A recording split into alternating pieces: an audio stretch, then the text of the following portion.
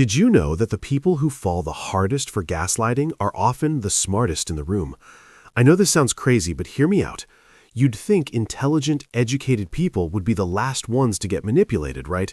But it turns out the very things that make someone sharp and capable are exactly what a gaslighter can use against them. The first thing I want you to think about is how smart people operate. When something doesn't add up, they don't just dismiss it. They sit with it. They turn it over in their minds, looking at it from different angles. If someone tells them, no, that's not what happened, they don't immediately call them out. They pause. They think, well, maybe I missed something.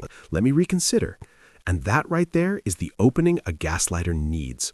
Because here's the thing about gaslighting. It's not about one big lie. It's about 1,000 small ones that make you question everything you thought you knew.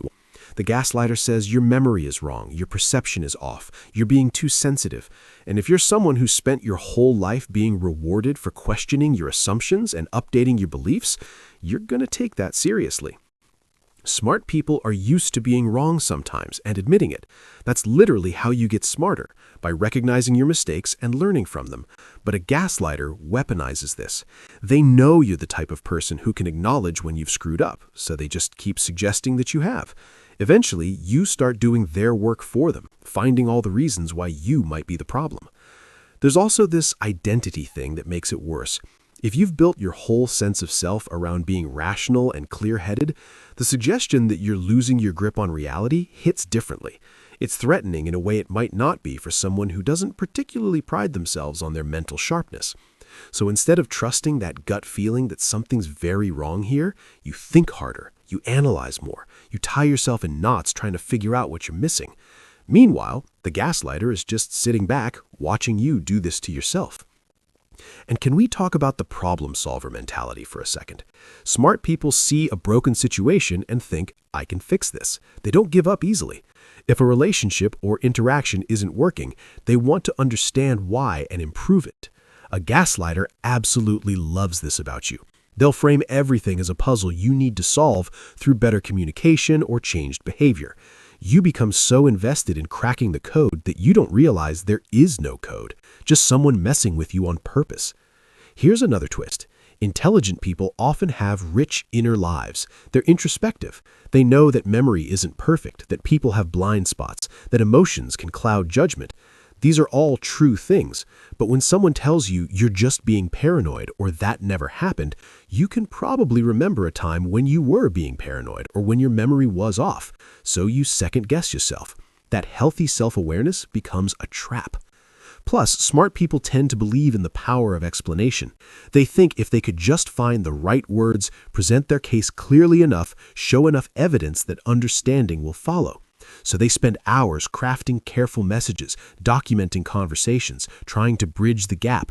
The gaslighter encourages all of this, knowing full well that every minute you spend explaining yourself is a minute you're not spending getting the hell out. There's often some baggage too. A lot of smart people grew up being told they were too much, too sensitive, overthinking everything, making mountains out of molehills. When a gaslighter says these exact things, it resonates with old fears. You start telling yourself, maybe I am just like I was when I was younger. You start making up problems that aren't there. And then there's the sheer disbelief factor. You know what gaslighting is. You've read about narcissists and emotional abuse.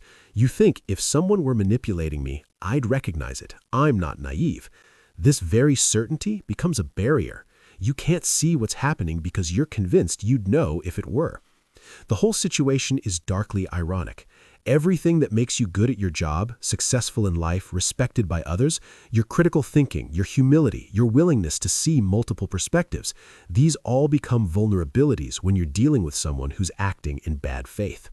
Getting out requires doing something that feels completely wrong to a smart person. You have to stop analyzing and start feeling. You have to trust that knot in your stomach over the logical explanation. You have to accept that not every problem deserves your problem-solving energy, and that sometimes the smartest move is just to walk away without fully understanding why things went so wrong. Most importantly, you have to stop beating yourself up. Getting gaslighted doesn't mean you failed or weren't smart enough. It means you encountered someone willing to exploit your trust and good faith. That's on them, not you.